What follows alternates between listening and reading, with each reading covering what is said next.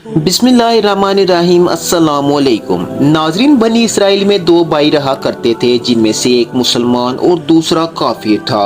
और थे दोनों दरिया के शिकारी, यानी दोनों मछलियों का शिकार करते थे। काफिर बुतों को सजदा करता और जब दरिया में जाल फेंकता तो जाल इस तरह से मछलियों से भर जाता कि खींचना भी मुश्किल हो जाता। लेकिन इसके बरक्स मुसलमान के जाल में सिर्फ एक ही मछली आती और इस पर सब्र के साथ खुदा का शुक्र भी अदा करता। इत्तफाकन एक दिन इस मुसलमान की बीवी छत पर गई और इसकी नज़र काफिर की बीवी पर पड़ी, जो जेवर और अच्छे कपड़ों से लदी हुई थी। ये देखकर इस मुसलमान की बीवी में वसवसा सा पैदा हो गया कि काश मैं भी मालदार होती। तो इस पर काफिर की बीवी बोली कि तू भी अपने शोहर को राजी कर ले कि मेरे शोहर के खुदा यानी बुतों की पूजा करे, ताकि तू भी मेरी तरह मालदार हो जाए। नाजरीन, ये सुनकर वो औरत गमजदा हो गई और छत से नीचे आ गई। जब इसका शोहर घर आया तो इसकी बीवी का हाल देखकर दरियाफ्त किया कि आखिर बात क्या है जो तू इस तरह से गमजदा है। इस पर बीवी ने कहा कि बस या मुझे तलाक दे दो या फिर अपने भाई के खुदा की प्रस्तिश किया करो। इसके शोहर ने कहा, खुदा की बंदी, क्या खुदा से नहीं डरती जो इस तरह से बातें कर रही हो। इस पर बीवी ने कहा, बस बहाने ना बनाओ, मैं अब नंगी पुंगी नहीं रह सकती। जबकि दूसरी औरतें, खसूसन तुम्हारे भाई की बीवी को मैं देख रही हूँ, वो जेवरात और अच्छे कपड़ों से लदी रहती है। जब इस मर्द मोमिन ने देखा कि औरत जिद पर उतर आई है और इसका इसरार हद से तजावुज कर चुका है, तो इसने कहा, अच्छा, घबराने की जरूरत नहीं, मैं रोजाना मजदूरी करके तुम्हें 2 दिनार दिया करूंगा। इन 2 दिनार से तू अपनी हालत ठीक कर लेना।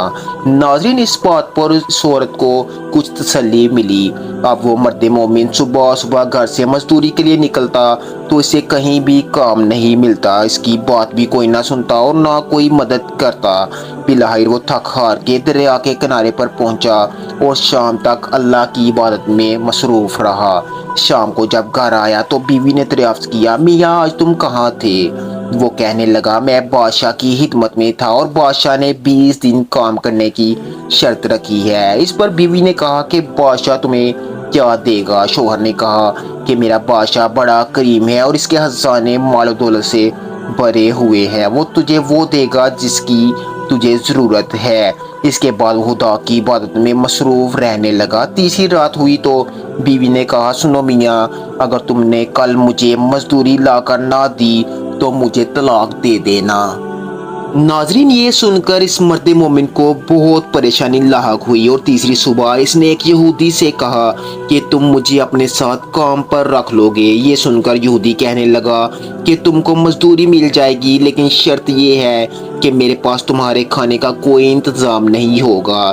चनाचे ये सुनकर वो मर्द मोमिन रोज़ा की नियत करके इसके साथ काम पर गया। इधर दूसरी तरफ एक आदमी इसकी बीवी के पास गया, दरवाज़ा खटखटाया। जब इसकी बीवी बाहर आई तो इस आदमी ने इसको 29 अशरफियाँ दी और कहा कि ये तुम्हारे शोहर की मजदूरी है। तुम्हारा शोहर 29 दिन से बादशाह की खिदमत में काम कर रहा है, यहाँ तक कि तुम्हारे शोहर ने बादशाह के काम को छोड़ दिया। अगर वो 30वें दिन भी बादशाह के पास आ जाता तो इसको बहुत सारी उजरत मिलती, लेकिन आज वो एक यहूदी के पास काम पर चला गया है तो ये लो 29 अशरफियाँ इसमें से एक कम है, क्योंकि वो आज बादशाह के पास काम पर नहीं गया। चनाचे वो औरत इनमें से एक अशरफी लेकर बाजार गई। जब सुनार ने अशरफी देखी तो इसके बदले 1000 दिनार इस औरत के हवाले कर दिए। जब रात को वो आदमी घर आया तो इसकी औरत ने पूछा कि आज तुम कहाँ थे? जिस पर इस शख्स ने कहा कि आज मैं एक यहूदी के साथ काम पर था। लेकिन इस बात पर बीवी ने कहा कि आखिर तुम बादशाह की खिदमत तर्क करके दूसरे की खिदमत क्यों करते हो? फिर अपने शोहर को अशरफियों का वाकया भी सुनाया, जिसको सुनकर वो मर्द मोमिन रोते रोते बेहोश हो गया। जब इसको होश आया तो इसने बीवी से कहा कि अफसोस, मैंने बादशाह दो जहां का हक अपने ऊपर लाजिम ना किया। इसके बाद इस मर्द ने अपनी बीवी को छोड़ दिया और दूर पहाड़ों में चला गया, जहां खुदा की इबादत में इसने बकिया जिंदगी गुजार दी और वहीं पर इस मर्द मोमिन का इंतकाल भी हुआ।